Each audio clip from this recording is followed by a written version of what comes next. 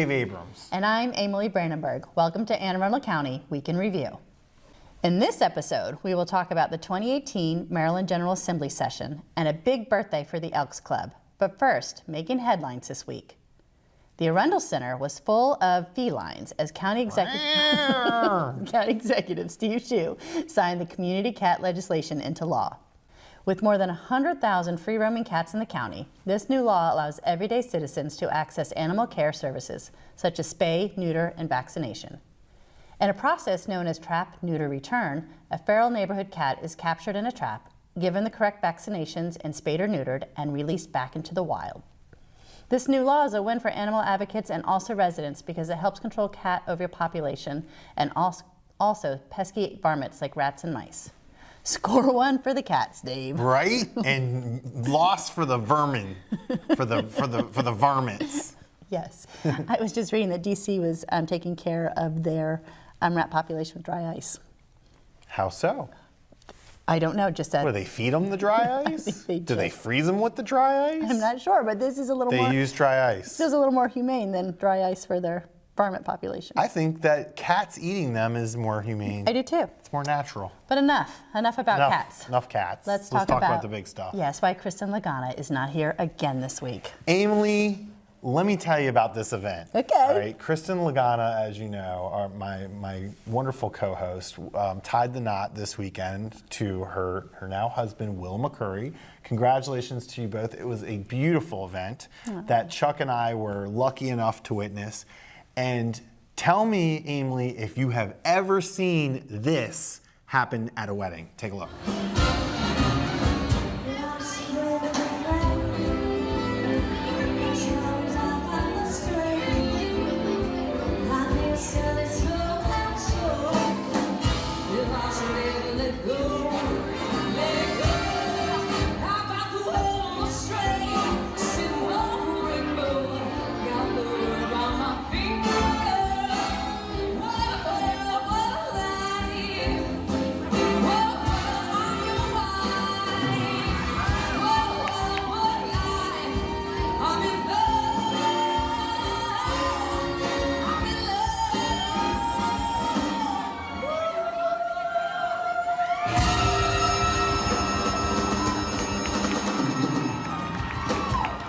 How about that? It's unbelievable.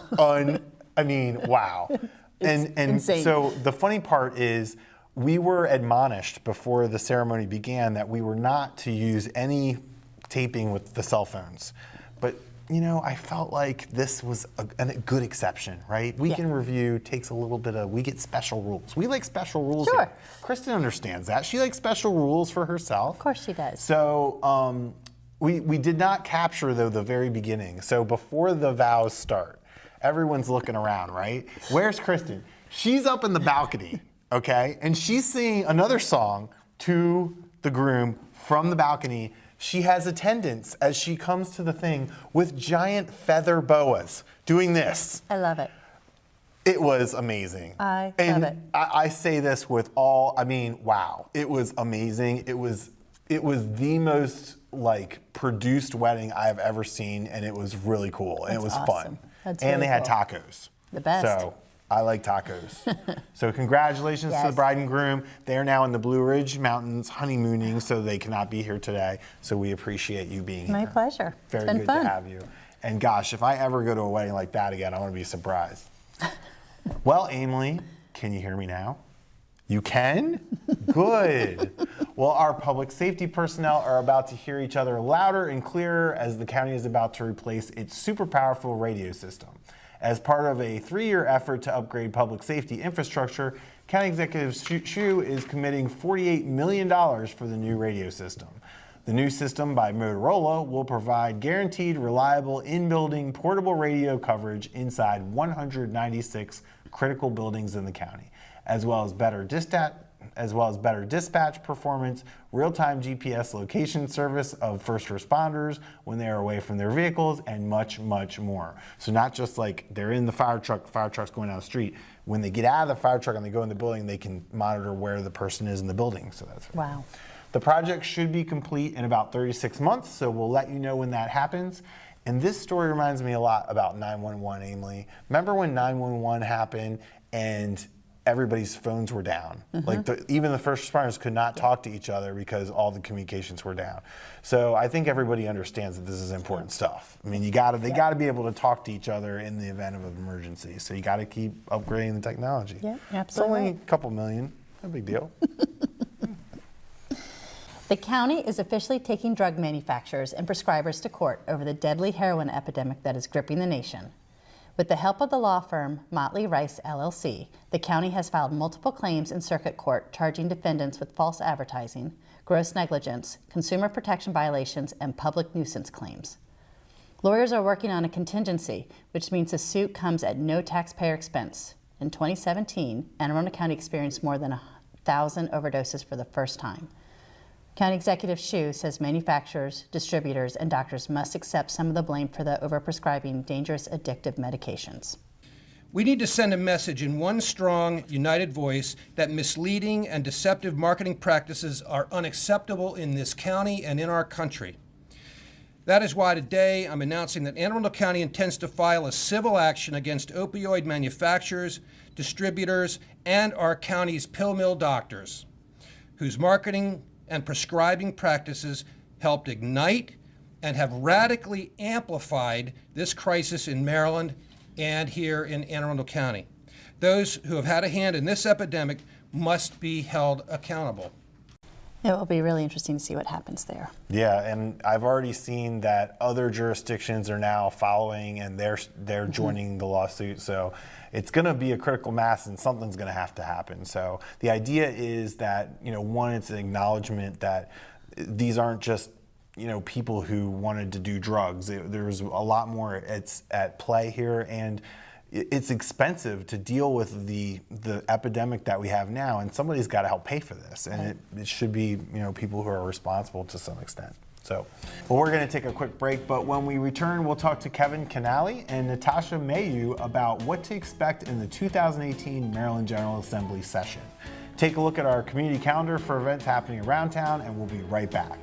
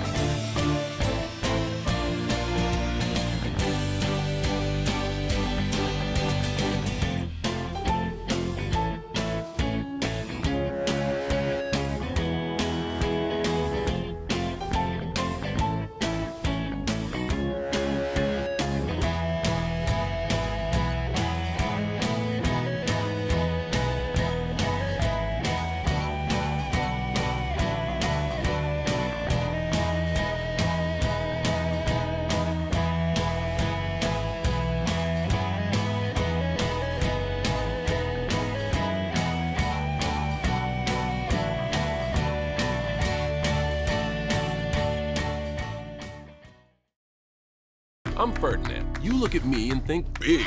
You think scary. But I'm a little misunderstood. Sorry I almost killed you. Kids with learning and attention issues are misunderstood too. Take the time to understand. Learn more at understood.org. Welcome back. Session is in full swing, and today we have a couple guests with us from MACO to tell us all about it. We have Kevin Kinnally and Natasha Mehu. Welcome. Hey, thanks for having The us. experts. Yes. Can you tell us a little bit about MACO? What is MACO? So MACO is the Maryland Association of Counties. We are a nonprofit, nonpartisan organization in Annapolis. We are comprised of Maryland's 23 counties and Baltimore City, and we represent the interest of the counties in Baltimore City to the General Assembly in Annapolis. And you guys provide a lot of the technical assistance to the counties, right? You kind of get them all on the same page, do the research, and find out what everybody's interested in at the same time to... So we certainly do a lot of the technical stuff in the research, as you said. Specifically when General Assembly is in session, we have a legislative committee who meets every week, and that legislative committee is comprised of every county and Baltimore City, so the 23 counties in Baltimore City. Each county gets one vote, and the city gets one vote. And what happens is they look at all of the bills that have been introduced that week that affect local governments and counties in Maryland. They take positions on those bills, And then Natasha and I, the rest of the staff at MACO, we go and advocate on their behalf to the General Assembly. And Amalie, I know you've been in the room and you know how that process works very well. And we talked about this last week about how this is an election year, so you don't really know what's going to happen, except there's going to be plenty of, who shot John kind of stuff. We don't really know how much legislation they're going to pass, but we've heard some of the big ones, right? Sports betting at the casinos, possibly, which I'm sure a lot of people are interested in that. The effects of the federal tax legislation and how that's going to affect Maryland. And a lot of stuff around the Me Too, sexual harassment type issues. And some of that may be in-house stuff that they're dealing with in the legislature, not so much laws that impact Maryland, although we could see that too. So tell us, now MACO comes from a kind of different angle on this. What's your biggest issue, Natasha, coming into the session this year? All right, so MACO, we have 4 legislative priorities. Four. Yes. So one of the issues that's primary for us is smart and strong school construction funding. And so county governments and the state both partner together to fund school construction.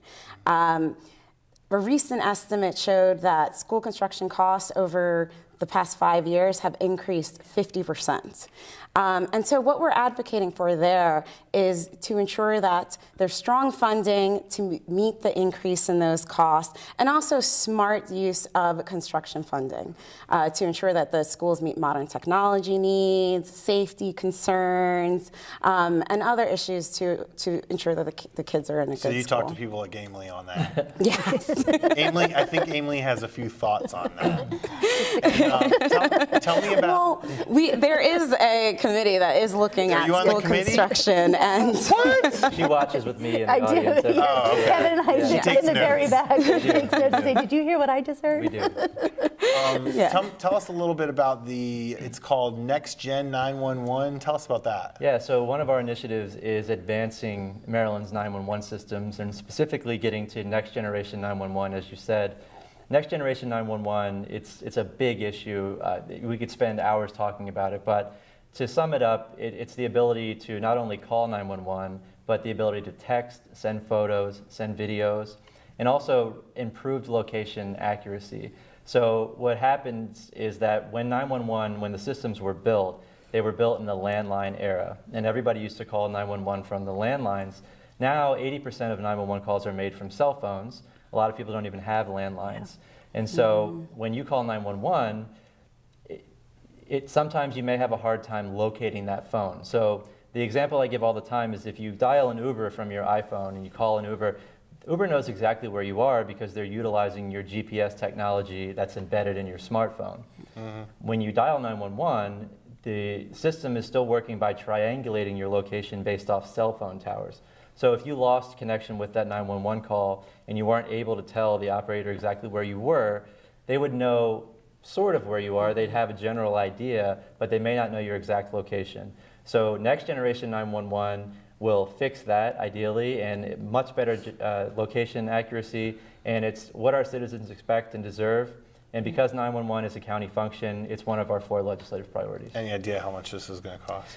So what we want to do is we're advocating to create a commission, actually, to bring all of the experts into the room, the folks that are on the ground every day, and get them together so that they can price this out. They can find out exactly what we need to do to get there. And then within the next few years, hopefully we'll be able to determine things like the exact cost and what exactly we need to do. But for now, we feel it's important to just get everybody on the same page and figure out the landscape before we move forward. I'm sure everybody agrees that we need that. That's pretty much a no-brainer. We hope so.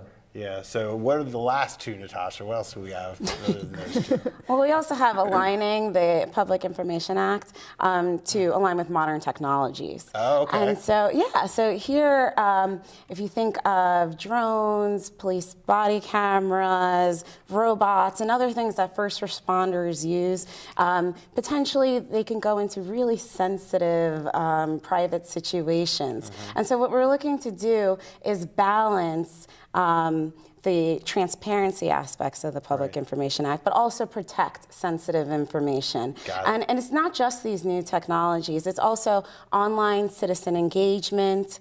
Social media. Right.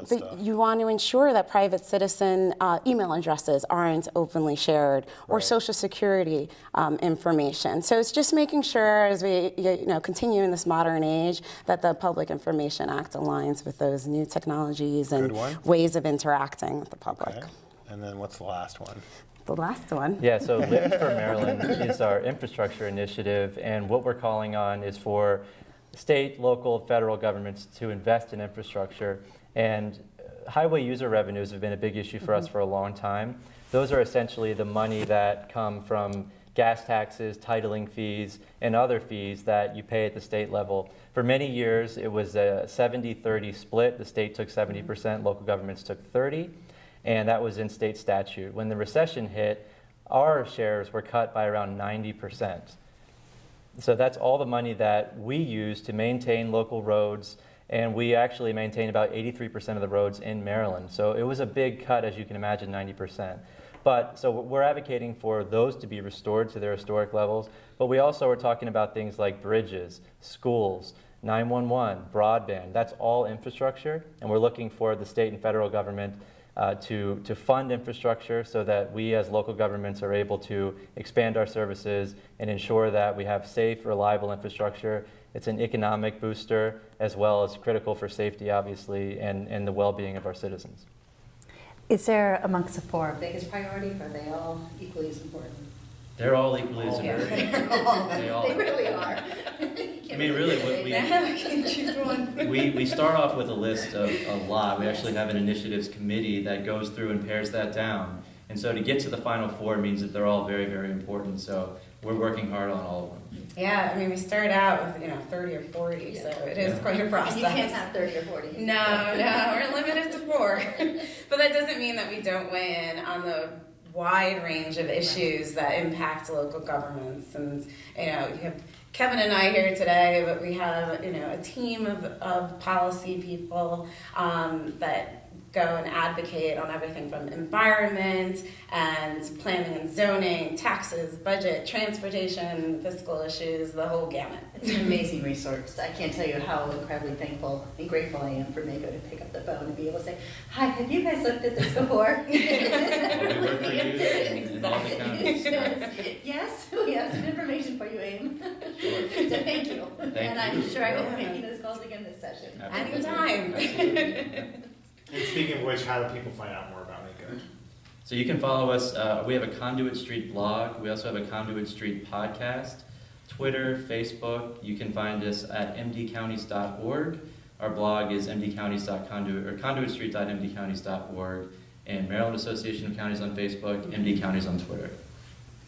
Well, thank you guys so much for coming. It was a pleasure, and I will be seeing you You regularly. Here we go. Yes. Thanks very much. Yes, thanks for having us. Thank you. Thank you. And we'll be right back after this message. I dare you. I dare you to change the world. Yeah, you. Getting that college education. I dare you to be somebody important. Like be a teacher. Or a reality TV star. I dare you to stand up here. To call the shots. To be a role model. An inspiration. An innovator. To be a teacher. Think you can change my life? Make me excited about science like you? Have a career that really means something? Then do it. I dare you.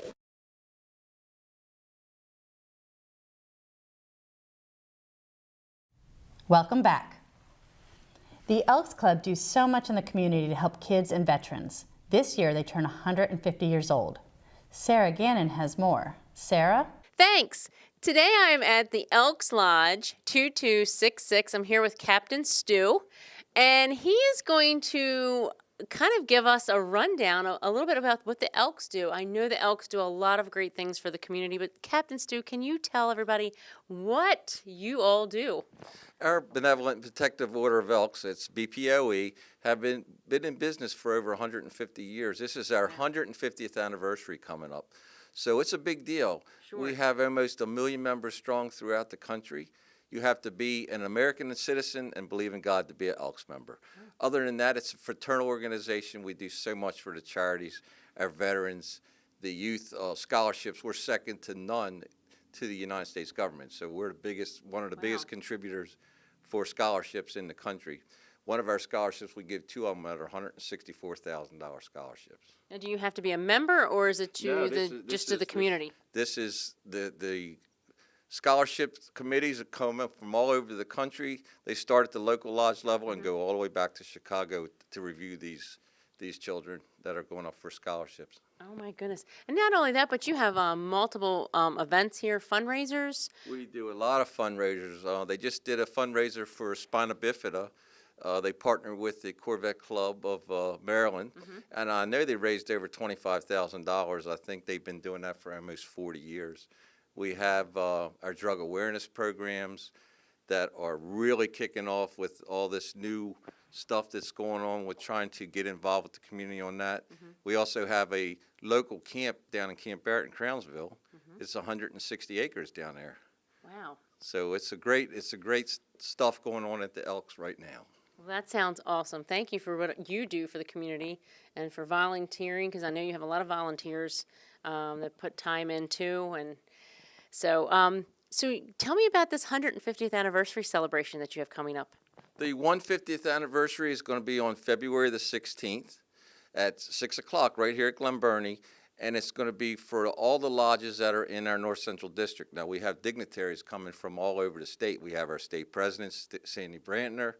We have people coming from Calvert County Lodge. We have people coming from Prince George's Lodge, Abington. So there'll be members from all over, and it's going to be a celebration all over the country that night, that day, for all of Elkdom. Elkdom, I like that term, Elkdom. So it's on, again, can you tell us again the date? And is this open to the public, or is this just for the Elks? Absolutely. We love to have special guests come in so we can see what the Elks is all about and enjoy our fellowship and our fraternity. The more the better. We're always recruiting new members. All you have to do, like I said, is come in the door and you will be welcome as a friend. I have to ask you, do you have any female members, or is it just mainly male membership? We have female members now. Well, and now, yes, they did have a history where they did not have female members, and it went to a vote, I think, in the late 80s or something like that, and maybe early 90s. I'm not positive of that date. The ladies are very active. Years ago, we still have some organization within our organization called the LOTS, the Ladies of the Elks. Oh, okay. So these were ladies that formed the special groups inside of their lodges, but now they're all members. Most of them are members also. We still have Ladies of the Elks, though, throughout our organization. Very good. Now the event that's coming up for the 150th anniversary, I know we got to go back to that. Okay. What time does that start? That starts at 6 o'clock, and it's going to run till 11 o'clock. We'll have a special toast for our absent members. We do that at 11 o'clock every night. At 6 o'clock, it's $20 to come. We're going to have just a home-cooked meal. We're going to have ham and turkey and dressing. A lot of people don't know that there's a lot of famous Elks, too. I wanted to get this in there. Oh, okay. John Kennedy, President Dwight D. Eisenhower. Babe Ruth was an Elk. Ben Affleck is an Elk. So they come from all walks of life. Wow. They're not just, your local neighborhood folks. Well, that's awesome to know. Good trivia question for people when you're out and about. Well, Captain Stu, thank you for your time today and all that you do for our communities. Captain Stu and I met at a police and safety banquet for our local first responders, and they did a great job for them. So thank you for all of that, and we'll have to get back here and see you again soon. Absolutely, Sarah. We thank you for all that you guys do, and our communities in Anne Arundel County, we're very supportive of, and that's throughout the whole country. So please, if you want to be a member, stop down, call anybody, look online. There's online applications, and we'd love to have new members and recruiters. Do you have a website that they can go to? It's called elks.org. Elks.org, and then they can go on there. Go on there and look around, and you can see all the great things that we're doing in Elkdom and in our country. Okay. Okay. Well, thank you, Captain Stu. Thank you, Sarah. Appreciate it. Back to you in the studio. Thanks, Sarah. Sounds like a great party. Yeah, they're going to party it up. What would you do on your 150th birthday? Oh, I got to be lucky to get out of bed. Like some bumper cars, skeet ball. What's wrong with you? I don't know, something like that. What would you do? For my 150th birthday, I want everyone to just leave me alone and let me sit in my chair and watch TV. That's a good plan. That's What I want. are you watching? I'm watching Fox News, of course. Isn't that what you do when you're 150 years old? That's what you do when you're 44 too. Yeah, you sit there and you watch Fox News. Yeah. That's what I'm gonna do. So, we had kind of a theme today about the session. Everybody's in Annapolis, it's busy, all the parties, all the excitement. It's an election year, it's gonna be cray-cray. Yep. So tell us a little bit about what your role is. I mean, obviously you're the education liaison for the county. So that means what? What are you doing in regard to the General Assembly? Inevitably, there's a gazillion education bills filed. It seems like they file more education bills than anything else. It's all for the kids, Amalie. Always is. So my role is to review those bills and see how they potentially impact the county, and then advise the county executive on whether we should take a position or not on these. And this is why last week you jumped right in that we had a record number of bills last year. Yes. You knew that because you had to read them all, pretty much. Yes. How many education bills would you say last year they had? Oh, I don't know. It was more than 100, right? I would guess closer to thousands. And thousands? Yes. Everybody's got a little something. How many do you think you read? All of them. Tell the truth. Everyone's watching. That is my job. All of them? You read thousands of bills? I mean, some of them are only like 2 pages. Okay. And some of them are like 10. So if someone calls Amalie Brandenburg at Arundel County, she may not answer because she's sitting there reading a couple hundred, let's say, or maybe 1,000 or more bills. Over the course of 90 days, yes. I mean, people have, they are concerned about the number of sugar the amount of sugar that's in school meals, or the amount of salt, or school construction, or whether you can suspend a child, or... I have a good one. The list goes on. I have a good one from Steve Schuh from before he was county executive, a bill he had. It requires financial literacy to be taught in schools. I remember that one. Right? Right. That's good. We need that. It's happening. Because at my age, I still have no financial literacy. Please don't tell me that, Dave. I know nothing. I try. Just the fact that I pay my bills on time and that I know how much is in my checking account, my savings account, that's good. And from my perspective, I need to do better. You do. I need to do better. Is that one of your New Year's resolutions? That is one of my resolutions, to do better with that. How about you? You got any? Yeah, I mean... Just to be a better person? Yes, make the gym more often. Gym. Yeah. I got to do the gym. Yeah. Yep. Find time to slow down a little bit. Yes. Smell the roses, maybe? Huh? Yes, exactly. There's nothing wrong with that. Things along those lines. So, so far, I'm 10 days in and doing okay. And I understand you're very happy that Alabama won? Well, I didn't watch the end, but I woke up the next day thinking, wow, this is unbelievable. Asleep. At halftime, yeah. It's that whole slowing down thing. Do you do that all the time? You fall asleep halfway through stuff? Yes. Is it halfway through stuff, or is it the first 10 minutes? It's probably a little bit of both. It's just... That's rough. You run ragged. Because I don't fall asleep. I watch the whole show, so what that means is when the other person falls asleep is you have to sit really still and watch the rest of the show without moving. And it's really annoying. This is probably a little voodoo witch doctor thing. However, I love Costco. And Yes, I love you do. I do. It's one of my favorite places. Yes. And so when I was there, I get sucked in, and often I buy things that I don't really need. No. It's part of the Costco experience. Yes. And so when I was there last time, they started to sell this tart cherry juice, and it's 200 tart cherries squeezed into a bottle. And you can't drink it straight. It's too... Ugh. Yes. Too sugary. But I've been putting a couple tablespoons over seltzer, and it says that the benefits are it helps you sleep. And I'm telling you, it actually works. No way. Yes, and this is why I can't make the national championship game or past 9:30 or anything else. It is this You're out cold. Yes. From the cherries. From tart cherry juice.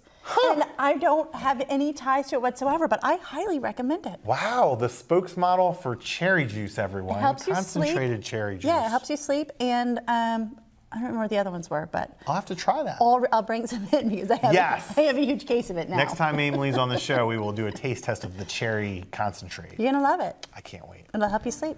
Awesome, I need sleep. Okay. Well, that wraps up this week's edition of Week in Review. You can watch this episode and archive episodes online anytime on Facebook or YouTube by simply searching for Arundel TV.